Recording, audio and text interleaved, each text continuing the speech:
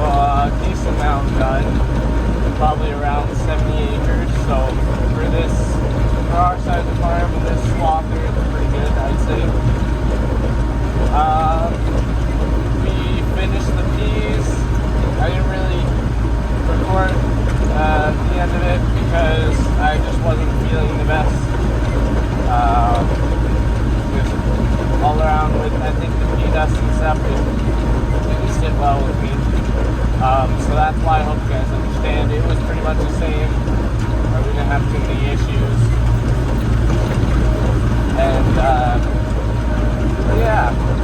So it's right now I just have my phone there because I need both hands for swathing.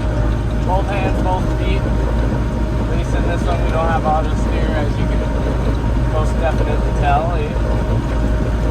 But yeah, just gonna see how it goes up there. Watch the canola come in, and we kind of talked about it, I guess. This is probably the only swathing video that I have planned, just because of the fact that it's same old stuff, and we don't have much to swath, not this year. And yeah, there's not too much that I can show you all, but I'm trying to get it done decently quick. But I'll talk about it here. So it's hard for me because I can't really point, but the black thing in front of you, that's our reel. It's going to be skimming across the tops of the canola. This is, by the way, canola that we're swathing. And yes, it is rough and probably pretty loud. Hopefully you guys can hear me pretty well. But yeah, basically this reel, it's got those fingers on them, and it's bringing the canola in. It's kind of pushing the tops over. Meanwhile, on the bottom, there's a knife that's going back and forth really, really quick, and it is chopping at the bottom of the canola. And here, I'll see if I can show you in a bit.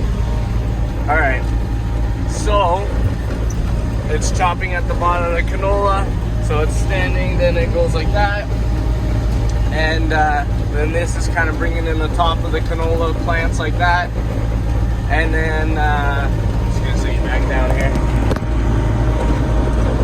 and then once that goes, there's these belts that go across. I'll show you when we get to the end here. The belts that go across, and it kind of brings it in, funnels it to the middle.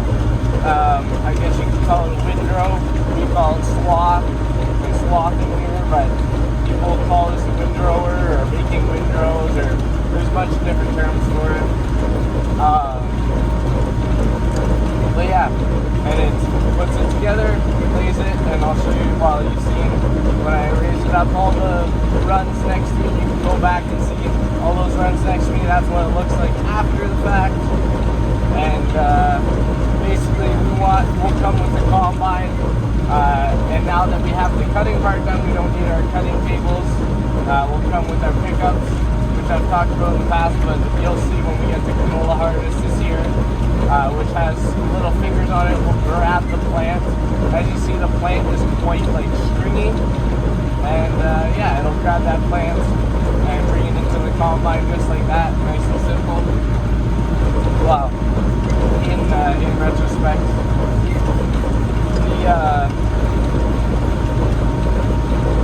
the reason why we want to kind of knock down the canola, I guess swath the canola I should say, is it matures it much faster. So any of this green that you see right now, we're in an area that's pretty ripe. But right here, we're just going through a little bit greener, back right.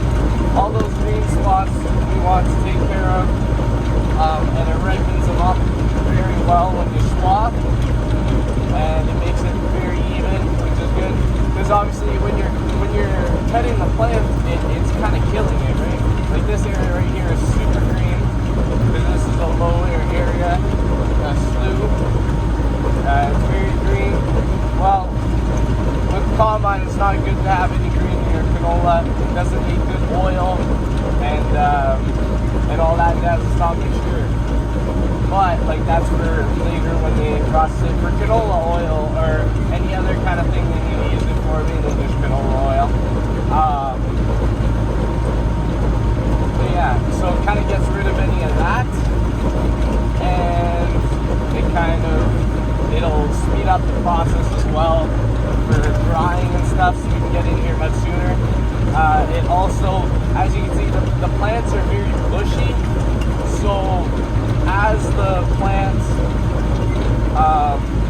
is like when it's knocked down, it can mature the whole thing, whereas if it's because it's too bushy, this top part kind of makes like a barrier for the sun, and all underneath will stay very green.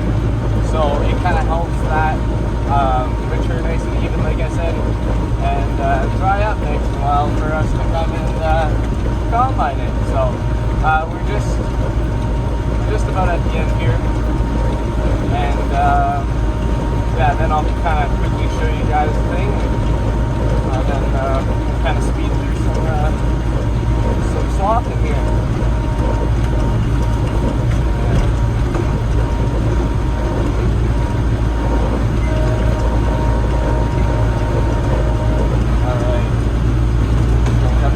Here. So, as you can see, those are our teeth that are going back and forth. This is our reel I was talking about, and these belts are bringing it all to the center, right in here. That's going underneath us and out the back. Okay? We also have a roller behind us, which basically it just pushes down the crops. If I turn here, let me just move forward a bit. Kind of hard to do with one hand. There we go.